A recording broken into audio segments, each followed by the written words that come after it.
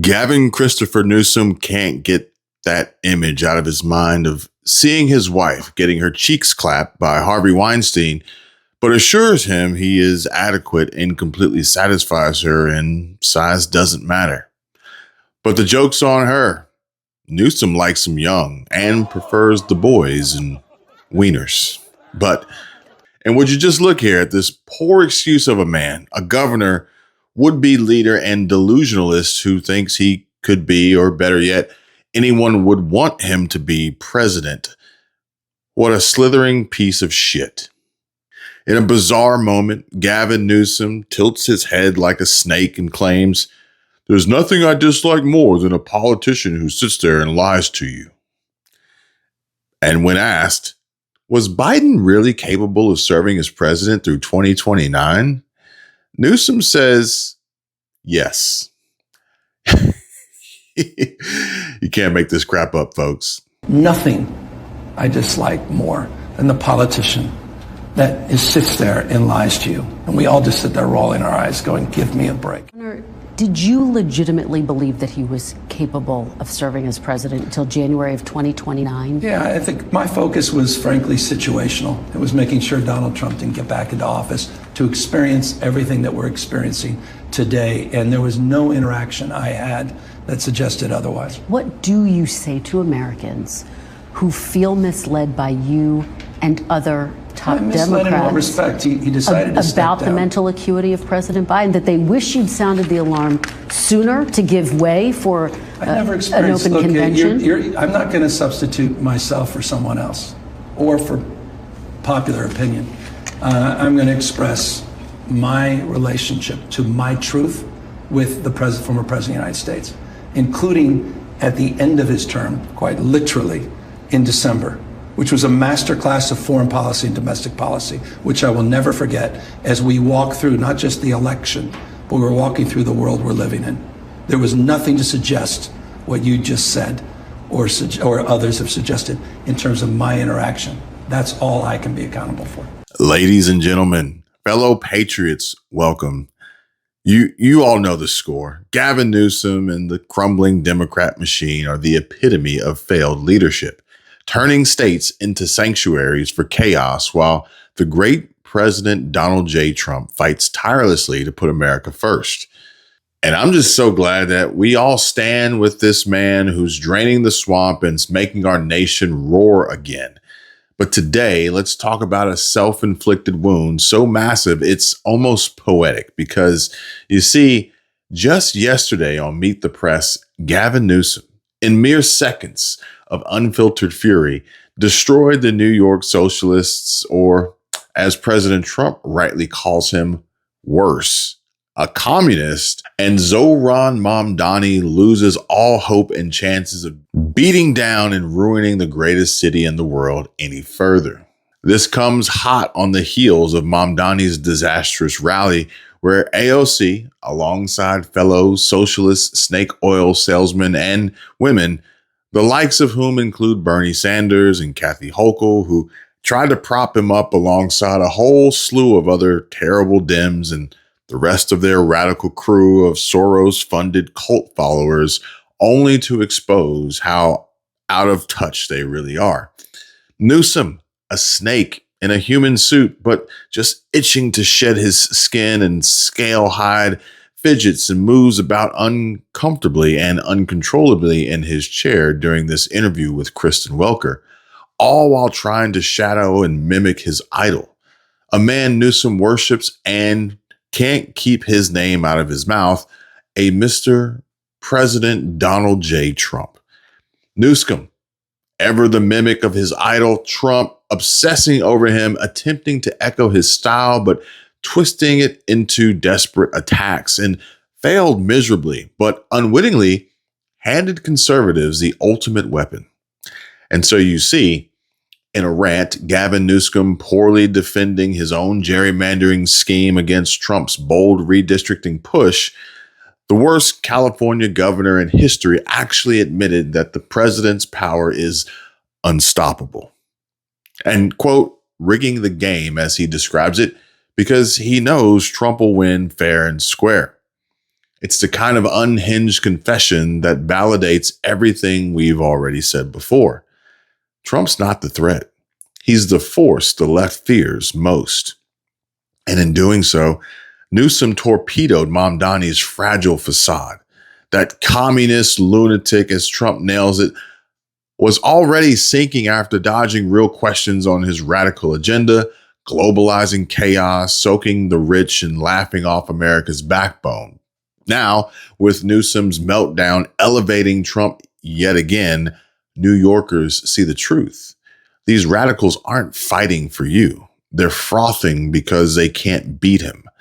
And Mamdani's poll surge, well, it's fading fast. His coalition is cracking.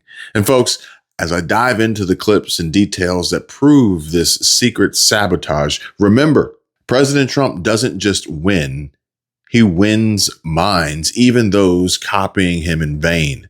America first, always. Oh, and stick with me here, folks, because you're not going to want to miss a moment of this. And yes, we're going to talk about Zohran out last night, hitting the clubs of NYC and the gay bars too. Yeah. And I know what you're thinking.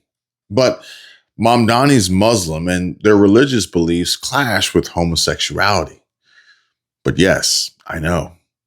So subscribe now if you haven't already, and I appreciate you all for doing so. It really helps out a lot. And so we begin now with this. Newsom asks, where's Donald Trump? He's not out here campaigning no on 50. He's not campaigning for Republican candidates in New Jersey and Virginia. No one wants to be seen with him. That's how historically weak he is. Here we are on a Saturday at this event. Where's Donald Trump? He's not out here campaigning no on 50. He's not campaigning for Republican candidates in New Jersey and Virginia. No one wants to be associated. No one wants to be seen with him. That's how historically weak Donald Trump is. And I think that will appear in vivid three-dimensional ways on November 5th, to your question. Democratic Party will not only have won those races, but by a margin that also sends a message. Reminds me of last year's campaign and debates. Trump didn't because he didn't have to, because he already knew where he stands with Americans. And New Jersey and Virginia are really no different, especially with Democrats like Barack Obama and Kamala Harris out there putting AOC to shame in a sense.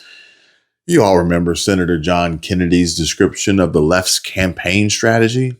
Operation Let Her Talk, or Let AOC Speak. And as long as we have Dems like her and them, then Republicans never have to worry about losing another election ever again. And now is no different. The Democrats are doing a marvelous job, a bang-up job at making sure voters know who they are and exactly why nobody wants them in office anymore. Mainly because they are liars, they are corrupt, and they cheat and steal from us all the time. And there aren't enough freeloaders out there to outnumber the votes of the hardworking and the sane and sound mind like us. What do you think, Kevin? Is the money moving right now because the guys who have inside knowledge think there's a chance that Mamdani could be beaten? Well, I would love Jackie to be right, but I'm preparing for reality. He will be the mayor. And I just want to point something out, which I think is fair. You look at 60 years of mayor campaigns in New York City, the strategy's always been the same. Money for nothing, chicks for free, everything's free. You want free food, you got it. You want a free ride on a bus, you got it. You want free rent, you got it. Just elect me as mayor and everything's free.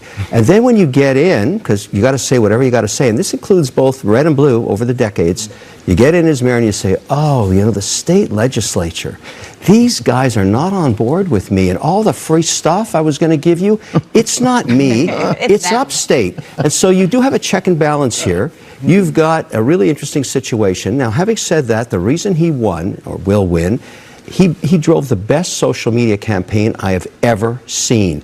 Every one of his posts are always in the top quartile engagement on every single platform. They're actually edited to fit the platform for the algo of the day. Somebody's doing a hell of a good job there. He's a great orator. You may not like the message, but free chicks, free money is a great message. And it always works, and he will be mayor. Then he's going to have to come to people like me and say, hey, lend me $30 million for low-end housing.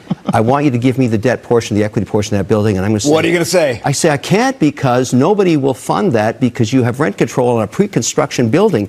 Have you thought that through on policy yet? And so maybe once he's in, he'll say, oh, the money guys won't give me any money to do anything. And the state legislature is really hurting me. I got to modify. Brian says, chapter help me. I will be getting a savings of over $1,000 a year. Very easy. Nice people. Thank God for good people. Amen. Barbara left this comment that says, thanks, Kevin, for telling us about chapter. I'm new to Medicare, and they made it so easy to understand and pick the best plan for me. So once again, thank you so much.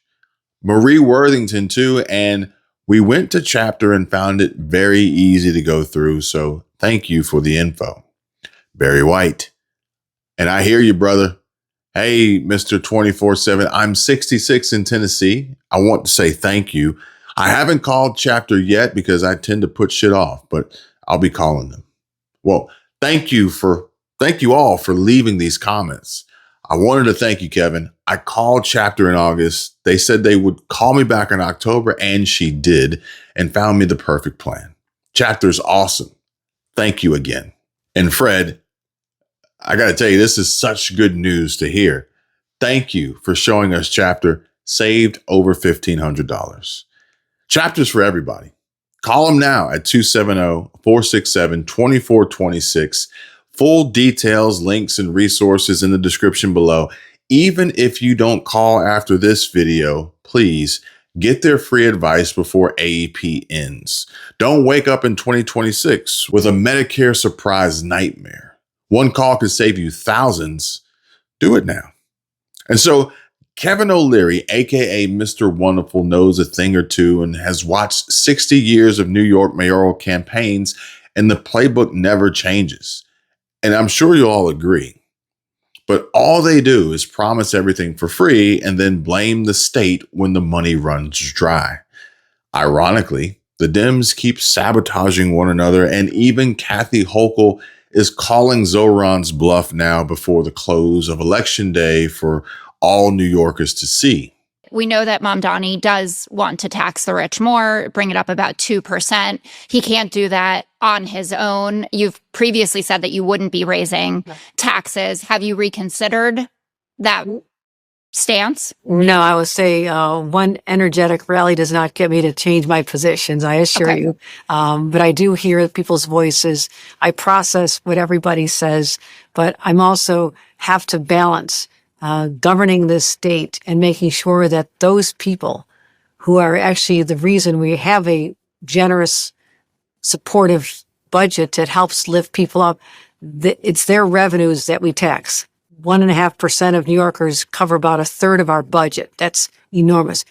I'm concerned about outmigration of people who are the ones who are supporting our budget. I cannot make up for that with middle-class tax increases. I cannot do that to the middle class and the struggling New Yorkers. So this is the balance. I mean, this is my position. It's been admitted by New York Governor Kathy Hochul that Zohran Mamdani can't physically fund the communist programs because she won't allow taxes to increase on the rich. Further proof, Zohran has completely duped his gullible supporters. Gullible supporters like these, who should be arrested and thrown in jail for voter fraud. I'm here in New York, about to illegally vote for Zohran Mamdani 6 times. Yeah, 6. But that'd be the only way. That'd be the only way he'd stand a chance, and the Dems know it. It's been their strategy from day one, and we're going to circle back around to that term strategy here in just a moment. So stick with me, folks. But this guy just admitted he was on his way to illegally vote for Mamdani 6 times. And if you live in New York, then you already know there's no ID requirement. You just freaking sign your name. And so in essence, he could just lie about his address and vote in multiple precincts. Kind of like Letitia James lying about her address. But it's important to note how this is a Class C felony punishable by up to 4 years. 4 years in state prison per count. So if he did indeed vote 6 times, that's up to 24 years behind bars. But who knows? Maybe he liked that. He looks like a power bottom anyway. But Kevin, not me, the other Kevin from Canada said, Mamdani's running the best social media campaign he's ever seen. But once he's in office, the math catches up. And it will be rather amusing to watch him fail. Go ahead, try funding rent-controlled construction in this environment. Good luck, bro, because you're going to need it. But like Zohran said himself, what he lacks in experience, well, New Yorkers end up paying through the nose for, and or the city is ruined. And this just looks like desperation. I saw this post here of a woman wearing a Mamdani campaign hat, caught campaigning and handing out information cards at voting locations in NYC right by a sign that says, no electioneering. The socialists are literally pulling out all of the stops, and nothing's off limits to the elite's most corrupt. And check this one out. Zohran Mamdani shows up at a gay bar in NYC around 1 a.m. last night using an almost Kamala Harris-like and a very inefficient attempt to sway and buy votes. But what we'd all like to know is, how does that work with his religious beliefs? Yet another Democrat teaching a lesson, and the professor of this masterclass in cognitive dissonance just so happens to be Zohran. And courtesy of your favorite progressive prophet, Mr. Globalize the Intifada himself, Mamdani. Because nothing screams authentic representation like a gay Muslim politician who's totally at peace with a faith where the traditional playbook calls homosexuality a one-way ticket to Sin City. And maybe we can do some word associations here. How about we start with the Quran, or how about Hadith? Yeah, those dusty old texts clearly say gay acts are haram and are straight up forbidden outside man-woman marriage. But fear not, New York City, your trailblazing hero has cracked the code. Just ignore the scholars, cherry pick the verses or whatever you want, and voila, inclusive Islam is born. And this is about as ass backwards as the Alphabet Gang chanting Free Palestine. But I digress. Because meanwhile, in the real world, the one outside the 5 boroughs echoing chambers, being gay in most Muslim majority countries gets you life in jail, lashes, or worse. And that's legally. But from what I can tell in the research I've done, socially, you're persona non grata faster than you can say Allah Akbar, excommunicado in the world of John Wick, and you pretty much have a bounty on your head, and you will never get a seat at the high table after that.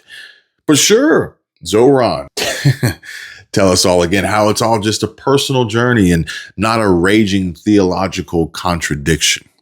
Or maybe he goes the Super Bowl halftime performer route like Bad Bunny and says, look, I'm not gay right now, but who knows? Give me 20 years and enough reggaeton remixes and I might be voguing with the boys.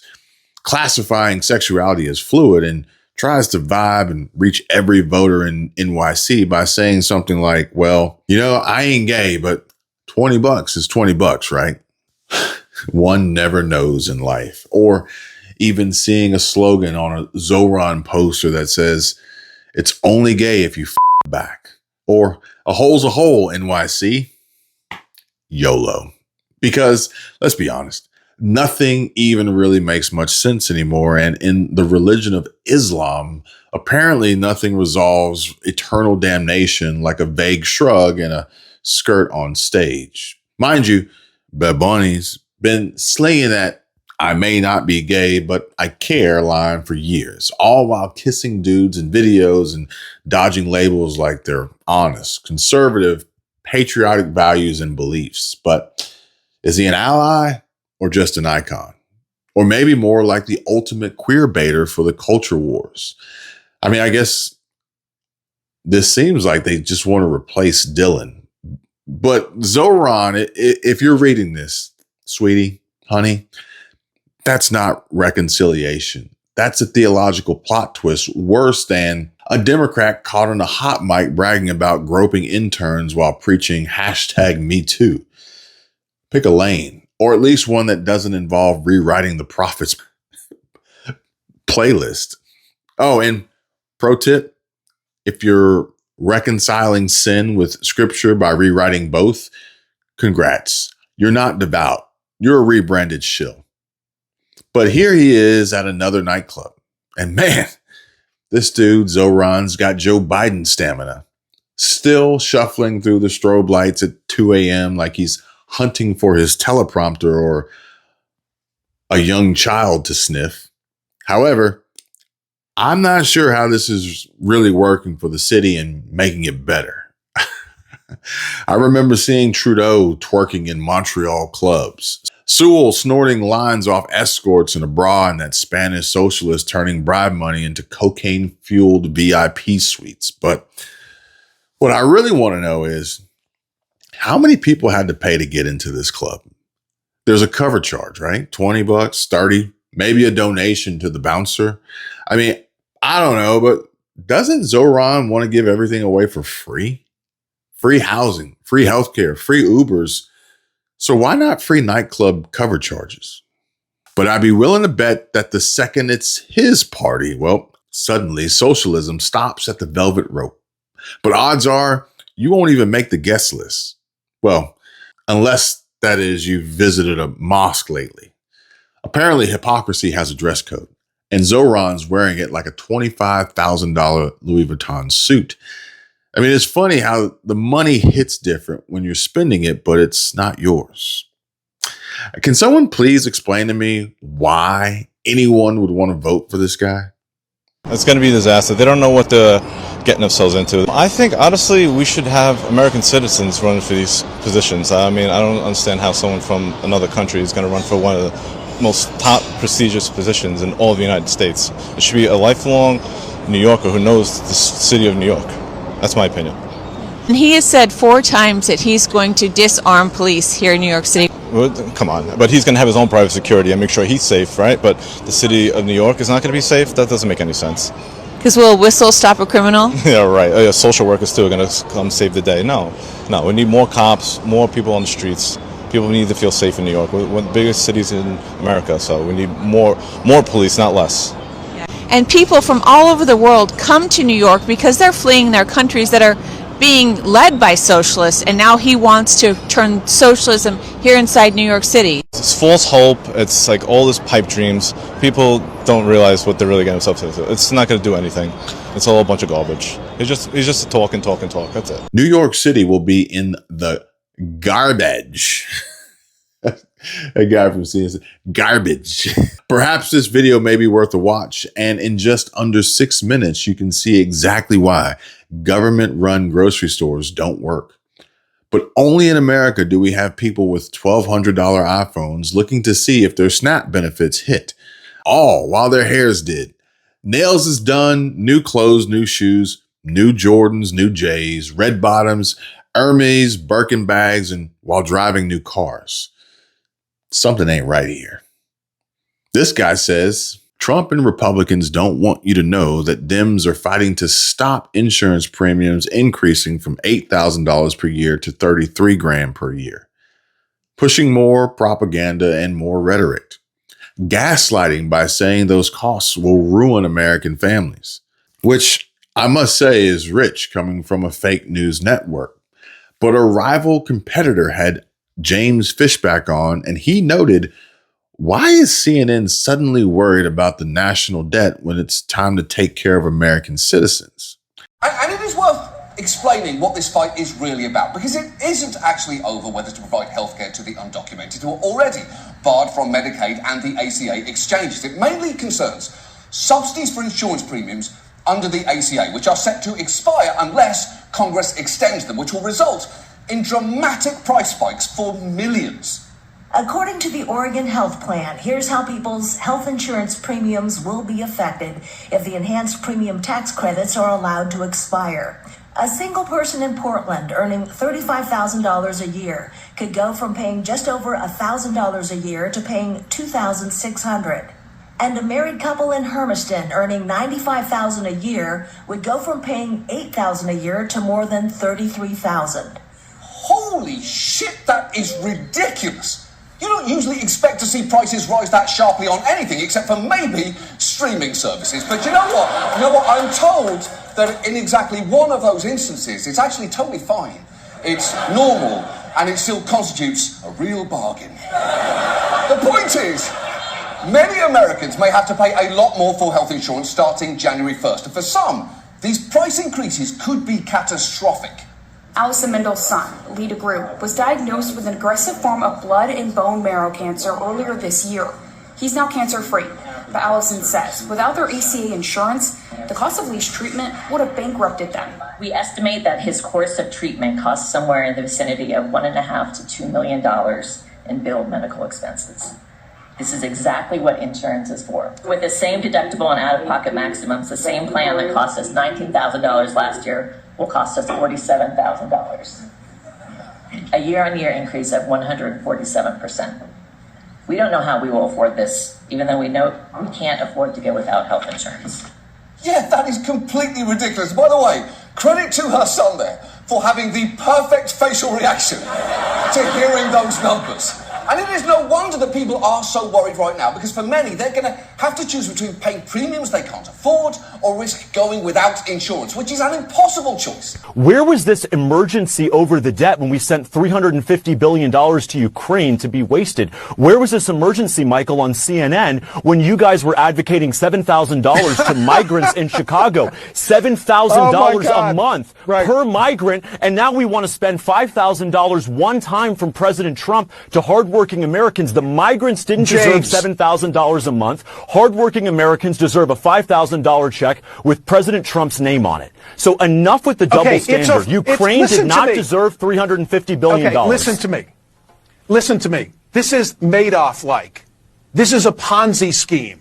No, Ukraine was a Ponzi scheme. The migrant funding was a Ponzi scheme. Hardworking Americans deserve a break. It was their money, Michael. It was their money. James, give me a chance to speak. Theoretically, it's my program. We don't have the money, is what I'm trying to tell you. It's a Ponzi. So we didn't have the money for Ukraine, right? We didn't have the money for Ukraine. $350 billion. I never do this. I don't want to be that guy. Do I have to silence your microphone so that I can respond to what you've said? Because there's so much fallacy in what you've just offered. Please go ahead and refute it.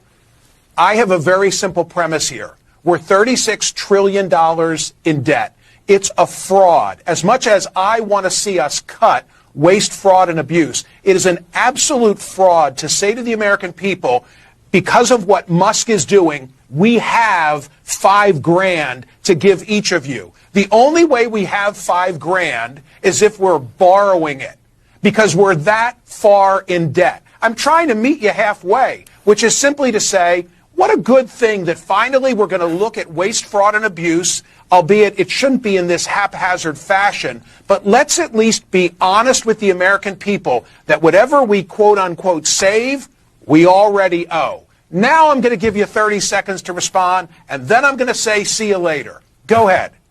Michael, let me say this. We're fellow Americans. We care about this issue, and I'm grateful for the opportunity to come on this program, but I got to speak truth here. At the end of the day, we've got to send the money back that is saved, just 20% of it. The other 80% goes down to paying the national debt and narrowing the deficit. To your point, yes, there has been a fraud against the American people, the Green New Scam, Ukraine, the migrant crisis. Their taxpayer dollars were sent abroad, were not sent at home, were not spent in America, not on health care, not on education. That ends with President Trump's leadership today. He is delivering on his promise of major government reform, Michael. The Doge dividend plan is bold, and Americans support it. All right, I'm calling time on all of that. I appreciate your being here. I think we've each, I hope, made our respective points. But wait, because CNN said nothing when Joe Biden handed $350 billion to Ukraine and $7,000 a month to illegals. And you know why the cat had their tongue? Yeah, that's right. It's because they really don't want you to know the truth and don't actually report real news. And the truth is, The Democrats have filed a lawsuit against the USDA for trying to find out how many illegal aliens are receiving welfare benefits using Doge. And the results were astonishing. And I quote, "This literally blew us away. We went there to find fraud and we found this by accident," they said. and we're like, whoa, what is this? When we saw these numbers, we were like, what is this? In 21, you see 270,000 people, goes all the way to 2.1 million in 24. These are non-citizens that are getting Social Security numbers. Yeah, this is a mind-blowing chart. Yeah, this literally blew us away. Like, we went there to find fraud, and we found this by accident. And this isn't political, by the way. My parents are immigrants. Yeah, this country's been great to us. My brother and sister all born in Spain. I'm pro-legal immigration. This is not political. This is not political. This is about America and the future of America. And there are a lot of good people in the system that pointed this in this direction. I want to honor them right now, that work in the government today, who took risks to show us these numbers and tell us what's going on. Yeah. So I want to stop for a minute. I want to honor those people today. Very good people. Very good people. I have been from D.C. to Social Security offices to the border to track this down, and very good people have helped us along the way. I want to thank them. Yeah. This number, what this is when you come in the country, if you're illegal, there's a couple ways to come in. You come in through a port of entry, and you can tell them you're afraid, and they'll give you an asylum case. You'll get an interview, then you get in. That's one way to do it. Another way to do it is to just go to the border. Literally, this happened. I talked to Border Patrol myself. Elon was there too. I went to Laredo, and I went to Bronzeville. Elon went to Eagle Pass. You walk up to a Border Patrol officer, and you tell them you want to come in. They have a couple of choices. They could charge you with a misdemeanor or a felony under 1325, or they can make it an administrative offense, like a parking ticket, basically. They were told to do that, make it an administrative offense under the last administration. And then you go walk across the border. They do what's called a release from your own recognizance, and they give you an NTA, notice to appear, which to appear to judge. The wait times on judges are like average 6 years. Look at Grok, you'll see it on immigration judges, benefit programs. And then what was really, really disturbing us was why. We're asking ourselves why. Right. And so we actually just took a sample and looked at voter registration records.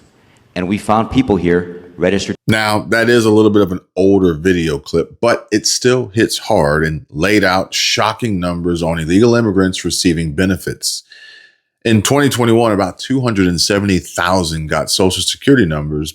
By 2024, that number had jumped to 2.1 million, all throughout Biden and Kamala years.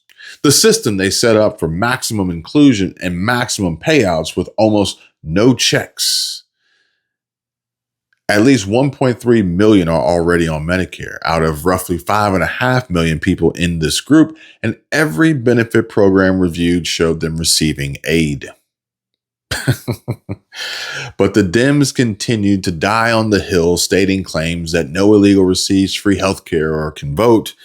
But wait, there's more, and it gets worse. Because then they checked voter records. They found people from this group registered to vote, and some having had actually voted. And the man you heard there explaining it all called it voter fraud and said, "We've been deceived, robbed, extorted, blackmailed, and betrayed." And I can't argue that.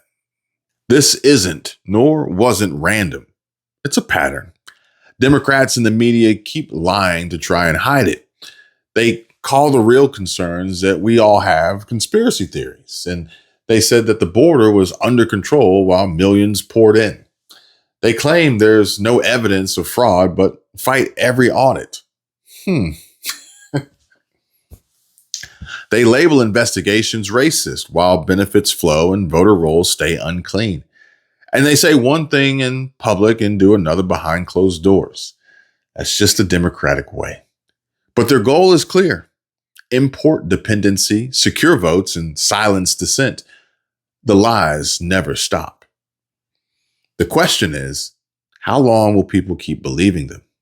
Meanwhile, NBC visits food banks to shoot propaganda clips on the EBT pause just to create a narrative blaming Trump. The food bank staff say they're shattering records for people showing up and standing in line, but hear me out, folks. How about I propose or present a serious question here? This may be a hot take or controversial or whatever, but can somebody explain to me, if these people can show up and stand in line here, why can't they do it for job applications? We're here outside a food bank in Los Angeles. You can see the long line of people here right now that are lining up to get food assistance. This is what we've seen across LA and across the country as the government shutdown has put SNAP benefits in jeopardy for 42 million Americans. On Friday, a federal judge ordered the Trump administration to distribute payments as soon as possible. President Trump said that he's going to ask the court how the government can legally fund that program during the shutdown. He says that if it's legally possible, he will give the funding, but even so, payments will be delayed. Multiple people have told us over the past few days that this is their first time coming to a food bank. We went to one food bank here in LA that told us they are seeing record numbers of people showing up. We're shattering records that you don't want to shatter. We had 803 families all alone last week, and we're going to pass that. I also met the Leal family, and they have 5 children under the age of 13, including 2 10-month-old twins. They get $750 a month in SNAP or CalFresh benefits, and without that, they are very scared about how they are going to make ends meet. Have you ever been to the food bank before? No, we never have. The husband says that he works as a contractor, but work has been slow. He attributes that to inflation. And the mom, Jocelyn, says that she hasn't been able to go back to work because of the high cost of childcare. What she would make wouldn't cover the cost of having care for her children. What is your message right now to the federal government? I mean, what can we say? It's unfair what they're doing. Very unfair. But again, their goal is clear: to import dependency, to secure votes, and to silence dissent. The lies never stop. The question is, how long will people keep believing them? Joining me now is Sky News contributor Kosha Gada. Kosha, the New York City mayoral race, final day of voting is on Tuesday. What can you tell us about the final polls? Is the race tightening? Great to be with you, Shari. It is tightening. However, it is not tight. That's how I would put it. So, he's been ahead, Mamdani, 20 plus points throughout this race after his somewhat surprise victory in the Democrat primaries. And in recent weeks, Cuomo, the former Democrat running as an independent, has surged in the polls. Momentum is with him. But it is still around 10 to 15 points of a gap favoring Mamdani. The tightest poll that I saw by Atlas Intel was about 7 points. So the best case scenario for Cuomo, he's still trailing by about 7 points. Anything is possible, but it really looks like this is in the bag for Mamdani. I hate to say it. I've said it to you before as a longtime New Yorker. It's pretty unimaginable, most iconic city in the world, that here's where we are. But as they say, you get the government you deserve. And this is who they have chosen, and now they're going to have to live with the consequences. I mean, look, the polls were completely wrong when it came to Kamala Harris and Donald Trump. The same with Hillary Clinton and Donald Trump. So they could be utterly wrong. It is hard to imagine such, I don't even know what words to use, such a divisive, controversial, anti-American figure being mayor of New York City. Mm-hmm. Yes. I mean, Trump was a unique figure where there was this thing called the shy Trump vote that just because of the way the media portrayed him, it was almost anathema in polite society to ever admit that you publicly are going to support Trump. And so there are a lot of people who would never admit it in the cocktail party circuit, but then quietly behind the curtain in the voting booth, they pulled a lever for him. Mamdani, it's a different case because the media has been fawning over him. That's one of many reasons why he's catapulted up to the level that he has. And so I don't know how much of a shy vote you would see, that dynamic there. You are seeing turnout coming at historic levels. So a lot of the moderates and independents and older voters who do not like him are turning out in higher numbers than they typically do as sort of a protest and pushback against him. But it just, unfortunately, might be too little too late. Mm-hmm.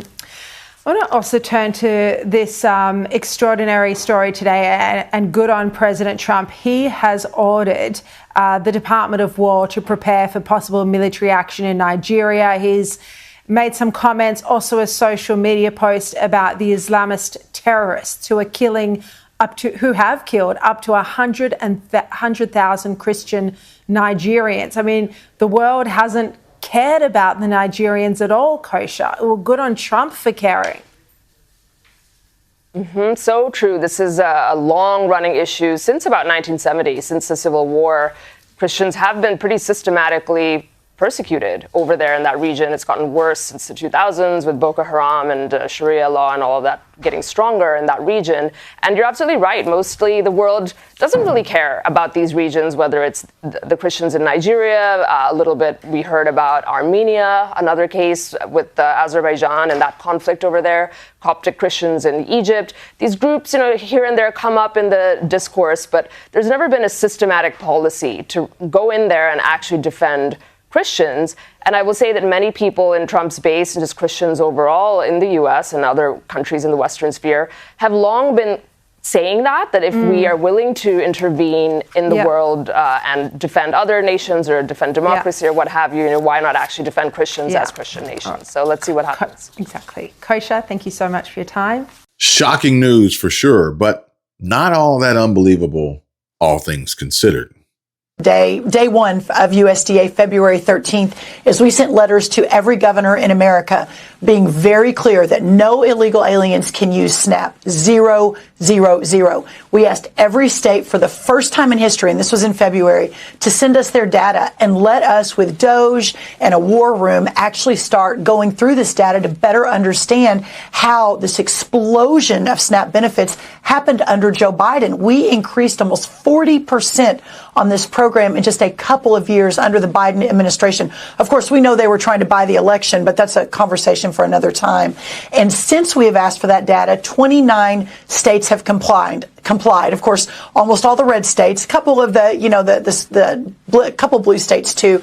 But in that data, and I haven't talked about this yet publicly, in that data we've studied about $100 billion in spend. We have found thousands and thousands of illegal use of the EBT card. We have been moving people off of SNAP. We've got almost 700,000 people, I think, we've moved off just since the president took office. We've arrested about 118 people. So this has been ongoing. But Rachel, to your point, what this conversation has allowed is a national spotlight on a broken and corrupt program. We found one guy in 6 different states getting a benefit. We found about 5,000 people that are dead who are still getting benefits. It is time to drastically reform this program so that we can make sure that those who are truly needy, truly vulnerable, are getting what they need, and the rest of the corruption goes away and we can serve the American taxpayer. The media lies to you folks, and it doesn't matter what country you live in.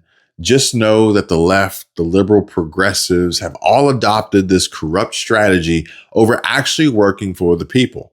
The very same people who shed tears watching our homes being destroyed by evil leftists and Democrats. Hey everyone, as you guys can see, I'm in Washington right now. I was here for a panel on the importance of independent media organized by General Mike Flynn. And in light of that, I wanted to talk to you guys a little bit about the Dutch election results, because the final results are in now and the PVV lost the elections. The worst of the worst, the most liberal globalist party that we have, D60, they won the elections. And now we are looking at a government that is more left-wing than the government under Mark Rutte ever was, because also the far left and the centrist party did a good job. They won quite a lot of seats. So it's not looking great for us, let's say. And the reason I wanted to tie that to the importance of independent media is because I think that the result that we see now in the Netherlands is the result of media manipulation. The party leader of D66, he's a very openly, very woke gay man.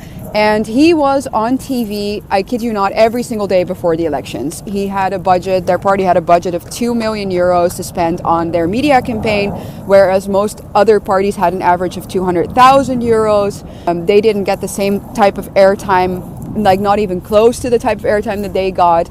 And he was on all these feel-good shows, talking about how we can make the Netherlands great again, which is like so funny because they are pro-EU, they are pro-mass immigration, they are pro the climate regulations. They are going to destroy this country, or my country, even more than Mark Rutte has, and we don't have that much left to lose. So it just goes to show that the people can still be manipulated very, very successfully through the legacy media, because the average Dutch voter doesn't want mass immigration. They actually had that on top of their list for these elections, and yet all these other parties, left-wing parties, they won. So the importance of independent media is not to be underestimated. Like, this is the result of legacy media manipulation, and as much as we are gaining ground, of course thanks to X, of course thanks to Elon, and with the independent media on these platforms, this shows you that the legacy media's power it's not gone. It's far from over. And we can already tell now that the institutions that were still, even during Wilders's government, ridden with Marxists, that they now have this renewed confidence. They have regained their arrogance, and they're already talking like, okay, we got our country back. In the rest of Europe, in Italy, the liberals are talking about how they can do the same with the Meloni government. They are going to be able to let her government fall as well, and that they're going to regain power. So I really foresee nothing but bad things coming from this. I hope it's going to strengthen the right wing, but it's bad. It's bad. And don't underestimate the power that the legacy media still has, because this is the proof of it. But there's that word again, strategy. It reminds me of something Michelle Obama said once: when they go low, we go high. Is there still room for that mindset? I would love to go back to that, but politics have changed. The world's changed. The rules of the game have changed. Now we have to rewrite the new rules. I'm trying to iterate. I'm in that process of doing that. But Michelle Obama also recently was interviewed about that comment, and she amended that comment. About going high is also going strategic, meaning finding strategies to address concerns and anxieties. So she's evolved on her own foundational principle, but it's the right one. We're all better off, and we're all better off. This can't continue forever. All of us living in the state of fear and anxiety, on edge. And so, of course, we want to go back to some semblance of normalcy. But you have to deal with the crisis at hand. It's just been 10, 11 months of this presidency. We have 3 more years. Time to batten down the hatches, and it's time for us to change if we want things to change. Historically unpopular for a reason is the way he puts it. And he says he has betrayed the American people. Beef is up, coffee is up, car prices are up, utility bills are up, and healthcare is about to triple. He's done nothing but make Americans poorer and sicker. But to be honest with you all, I thought he was describing Joe Biden. But Newsom has the nerve to say Donald Trump is unpopular and has done all these things That you just mentioned, but it sounds like you're predicting a big night for Democrats on November 4th. I am, and for obvious reasons. I mean, this is a historically unpopular president. His policies are even more unpopular than the president himself. In every core category, he's underwater, and he's a guy who promised to make us wealthier and healthier. We're poorer and sicker. Across the board, people are starting to realize that not only is our coffee more expensive, their beef is more expensive, but the cost of an automobile is more expensive. Since he became president, the cost of utilities, all the things he promised to solve day one, he hasn't solved. So his recklessness aside, his style aside, the substance he hasn't delivered. And that's why, again, we're here, Prop 50, because he knows he's going to lose the midterms, and he's trying to rig the election before one vote is cast. But how is it possible? If you're a California resident like me, you've probably been getting these. They're letters about Prop 50. Gavin Newsom's effort to get Democrats more congressional seats. The whole thing is being positioned as a measure to protect America from Trump. But who's going to protect California from Gavin Newsom?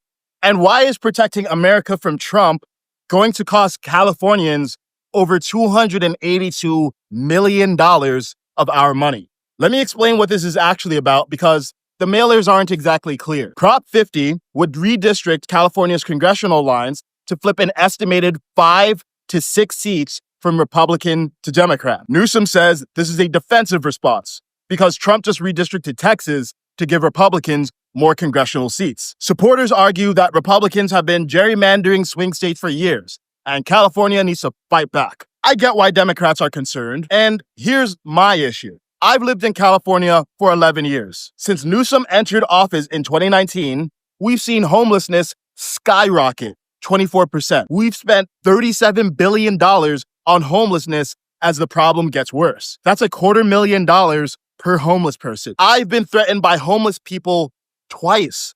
One of them was a death threat. Crime has spiked 15%. People can't afford to raise a family here because the median home price is $900,000. Entire neighborhoods just burned down while our fire hydrants ran dry. Our fire departments didn't have enough people to even fight the fires. California has gotten dirtier, more dangerous, more unaffordable, and less desirable since Gavin Newsom entered office in 2019. And now he's spending over $250 million on a special election over redistricting power games. So we couldn't afford enough people to fight the fires, but now we can afford $282 million to fight Trump. Now, look, you don't need to like the Republicans. You don't need to like Trump. And yes, both sides have been playing these redistricting games forever. The Democrats did it in Illinois in 2021. The Republicans did it in Florida in 2022. Principled people in both parties have proposed bills to ban this entirely, which is the real solution. But California's congressional representation is already 83% Democrat. Our governors are Democrat. Our mayors are Democrats. Our state legislature is run by Democrats.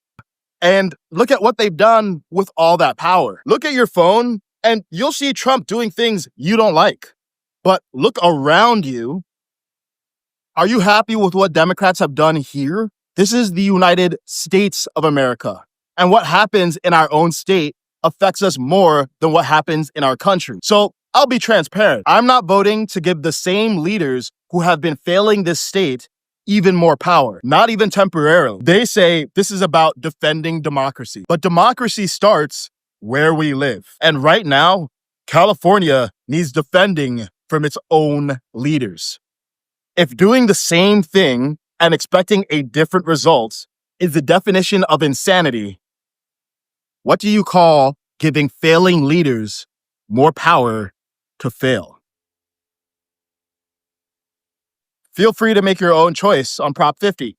Oh, and this is going to blow your mind. There are approximately 3,280,000 households in Los Angeles County. Nearly 1 million households in Los Angeles County are on EBT USDA, and county data shows 31% of LA County is on food stamps.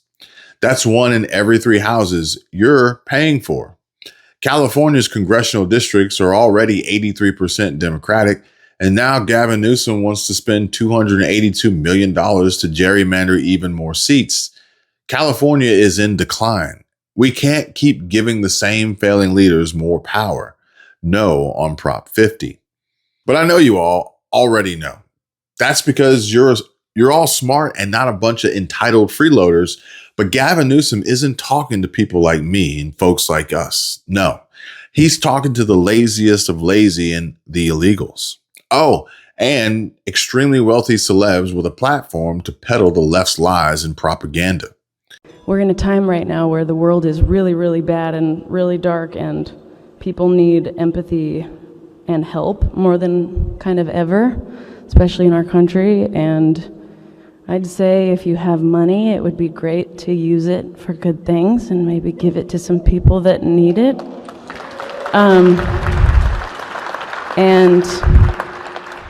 love you all, but there's a few people in here that have a lot more money than me. And if you're a billionaire, why are you a billionaire? No hate, but yeah, give your money away, shorties. Love you guys. Thank you so much. Billie Eilish, seen here, is worth something like $54 million, and I don't see her handing out cash and freebies to anyone. In fact, her sales show, well, you know what? never mind. Let's just say she ain't giving nothing away, shorties. Okay? Grant Cardone asks her, "Hey, Billy, big fan here, but I noticed you're playing in New Orleans next week, one of the poorer cities in the U.S., and the lowest price seat is $129. Why not make all the seats free? Or better yet, how much wealth has she been responsible for creating?"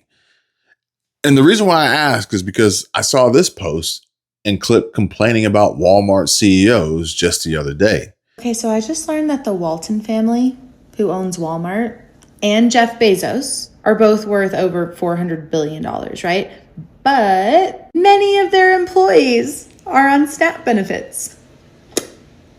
So maybe it's time to address the real problem, which is an unwillingness to pay people a living wage. And so to that, I share this. Jeff Bezos is worth $238 roughly billion, even though Amazon has a $2.6 trillion market cap. And so, in other words, he's created $2.4 trillion of value for other shareholders, plus trillions more for employees, customers, suppliers, governments, and other stakeholders. Jensen Huang is worth 164-ish billion, while Nvidia's market cap is 5 trillion, and thus that's 4.8 trillion of value for other people, not to mention the immeasurable value created from non-equity stakeholders. Larry Page and Sergey Brin, another 300 billion in net worth versus 3.3 trillion in market cap.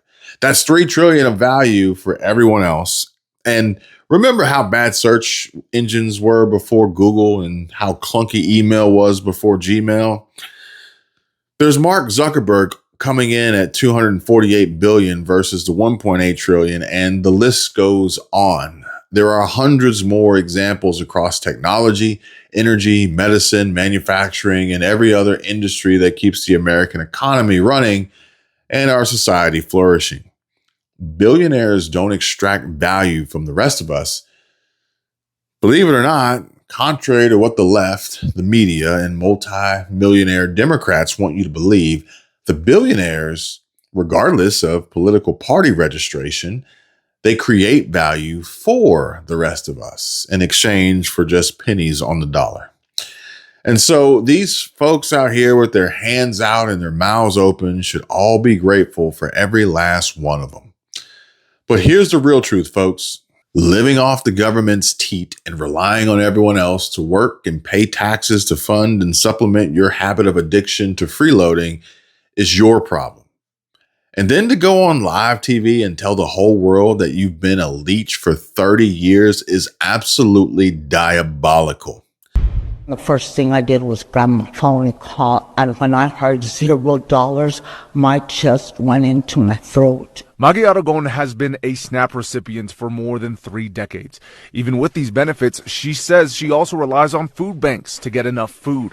I have depended on those benefits since the 1990s, and it's detrimental to my life if I don't get them. There are more than 460,000 New Mexicans using SNAP benefits. Tonight, some of them telling us they don't have those right now. Friday, Governor Michelle Lujan Grisham announced $30 million in state funds would be used to supply SNAP users starting November 1st. We're going to choose feeding families over politics in New Mexico. We're going to do that right now. These politics are what's going to ruin cities and states. This is completely unsustainable. But this guy absolutely nails it. Watch. So if 20 million illegal immigrants can help our economy, why didn't they help their own economy? So wait, it cost $450 billion to take care of illegal immigrants in the United States of America. Yet the liberals say $10 billion is too much to build a wall. If requiring an ID to vote is racist, is requiring an ID to board a plane, drive a car, or buy alcohol also racist? So in America, if you cheat to get into college, you can go to jail. But if you cheat to get into America, you get free college. Stop being so lazy and get a freaking job, people. The Democrats are lying to you. They want to keep you poor and dependent while they live fat and high off the hog. Let them eat cake. You said we were all too aware that as a first black couple, we couldn't afford any missteps. Yeah. And you also say, as a black woman, I was under a particularly white hot glare. Did you feel that? For sure. You can't afford to get anything wrong because you didn't get at least until the country came to know us, we didn't get the grace that I think some other families have gotten. But maybe it's just me. But I'm starting to feel like maybe Michelle Obama is a bitter malcontent, addicted to complaining about her incredibly privileged life. Lying must be hard work and a full-time job. And speaking of a full-time job and a hardworking president, the White House just released the full, uncut version of President Trump's 60 Minutes interview, which CBS spliced into just 27 minutes. The original is 73 minutes long, and 47 held up very well through the entire thing.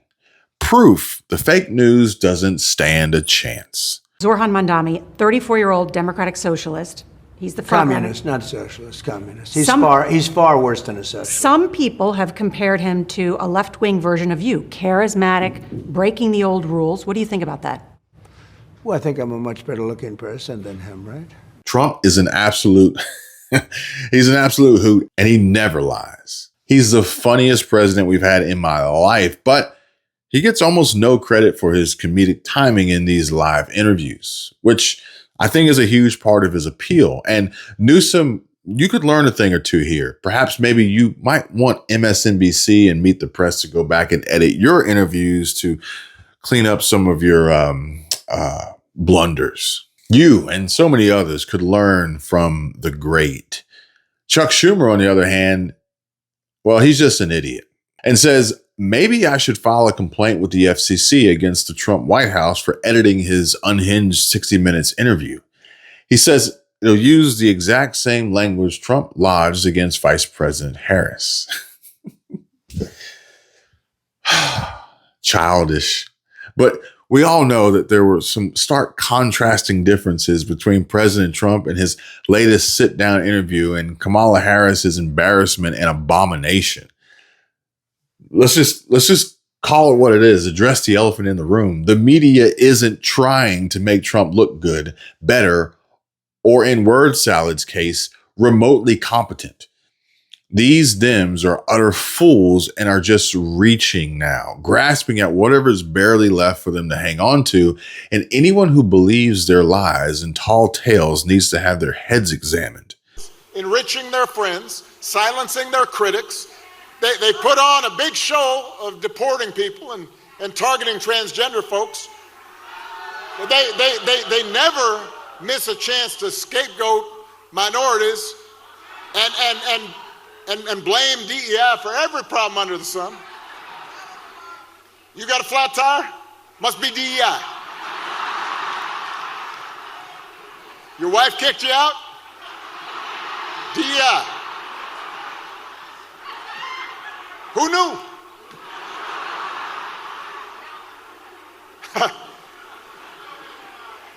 But what they haven't done is help you.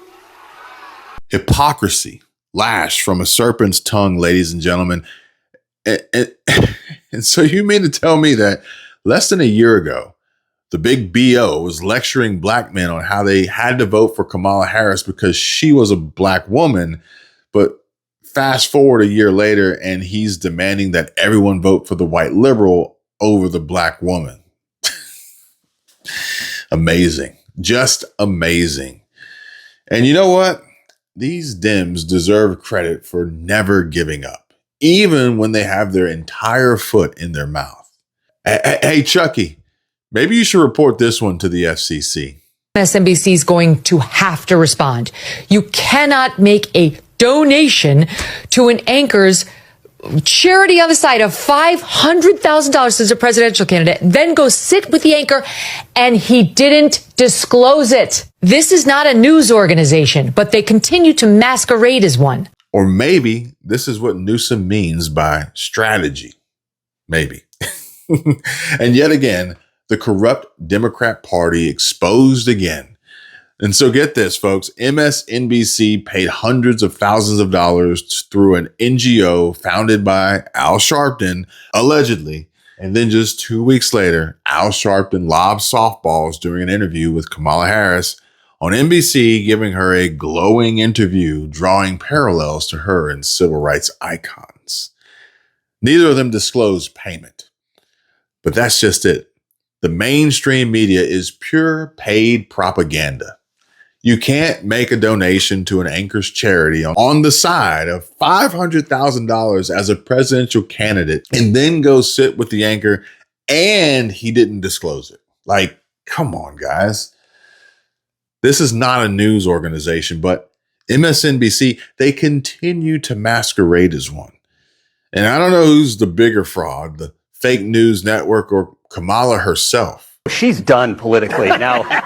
Regardless. Now, whether she knows that, I don't know. But I got to give the woman props. She has turned failing upwards into an art form. Yeah. She was a do-nothing AG in California, then became a do-nothing senator. She got to be a DEI vice president, ended up as the worst presidential candidate in modern history. And what was the payoff for that? A $20 million book advance for a book that no one wants to read and no one's going to buy. So props to you, Kamala. You did it. Like I said, these Dems deserve credit for never giving up, even when they have their entire foot in their mouth. This must be their strategy. Fail up. And when all else fails, just lie. And then lie. Oh, and lie some more. Nothing I dislike more than the politician that sits there and lies to you. And we all just sit there rolling our eyes going, give me a break. Did you legitimately believe that he was capable of serving as president until January of 2029? Yeah, I think my focus was frankly situational. It was making sure Donald Trump didn't get back into office to experience everything that we're experiencing today. And there was no interaction I had that suggested otherwise. What do you say to Americans who feel misled by you and other top Democrats in what respect? He decided to step about the down. mental acuity of President Biden, that they wish you'd sounded the alarm sooner to give way for an open convention? I'm not going to substitute myself for someone else or for popular opinion. I'm going to express my relationship to my truth with the former president of the United States, including at the end of his term, quite literally, in December, which was a masterclass of foreign policy and domestic policy, which I will never forget as we walk through not just the election, but we're walking through the world we're living in. There was nothing to suggest what you just said or others have suggested in terms of my interaction. That's all I can be accountable for. Gavin Newsom, in one breath, says he hates politicians who lie. Also, Gavin Newsom, just minutes later, claims Biden showed no signs of cognitive decline. Pot, meat, kettle. He was capable of serving as president until January of 2029? Yeah, I think my focus was frankly situational. It was making sure Donald Trump didn't get back into office to experience everything that we're experiencing today. New York is New York. It's definitely it's the media capital, the financial capital. It is a bellwether like no other city is in this country. So don't tell me that who the mayor of New York is doesn't matter. Let me play devil's advocate for a second. Do you think, let's say, on the seize the means of production, do you think that the mayor, that one person, if he is a democratic socialist, do you think that he would have the power and influence to be able to usher in socialism? He definitely has the power and influence to elect J.D. Vance or whoever is the Republican candidate next time. It is a walking commercial for the Republican Party nationally. The Republicans are going to... When you let the Democrat socialists, and now they're actually calling themselves socialists, when you let them take over a major American city, this is what you get. the state-run grocery stores, which worked so well in Cuba and the Soviet Union and Venezuela. Just bad ideas. And again, this ugly streak, streak of anti-Semitism. Who's the most popular politician on the left? AOC? I don't know. One of, but who's, Bernie is, Bernie is, I mean, he's not a capitalist, No, he's not. And he's also not president. He's not, but never would be. But neither is Mamdani. No, but he will, trust me, he will be featured in the campaign commercials. But they're going to feature people, they boogeyman everybody. Yeah, but you don't have to boogeyman him. He does it to himself. But they'll do it regardless. Nancy Pelosi, Hillary Clinton, Gavin Newsom. Yeah, but they make anybody into boogeyman. It has. I think it was just have more weight when it's real. I mean, when you can really show it. But this is where I leave you, folks. And I truly believe Gavin Newsom has the ability to destroy not just Zohran Mamdani's campaign, but also any other Democrat for that matter, including his own. The Democrats lack anything real. The left has nothing to show besides they hate Trump. And that horse has been beaten to death. He, and you could fill in the blank here. Newsom, Zohran, AOC, Bernie, or whoever else was rambled off in that list. They all definitively have the power and influence to elect J.D. Vance or whoever is the Republican candidate next time. It's a walking commercial for the Republican Party nationally. And for that, we thank you, Dems. Thank you, Newsom. JD and Rubio send their regards. Another late release. I've been working hard all day. Again, like I said, the schedule's a little tight. I'm trying to do my best here. One-man wrecking crew while also working on some other projects. A lot that I have in the works that I plan to bring to you all. I appreciate you. Thanks for watching. If you haven't already subscribed, even if you did, make sure you're still subscribed because it really helps out a lot. I appreciate you all. I can't wait to read all your comments. Thank you. Take care. God bless and have a great night.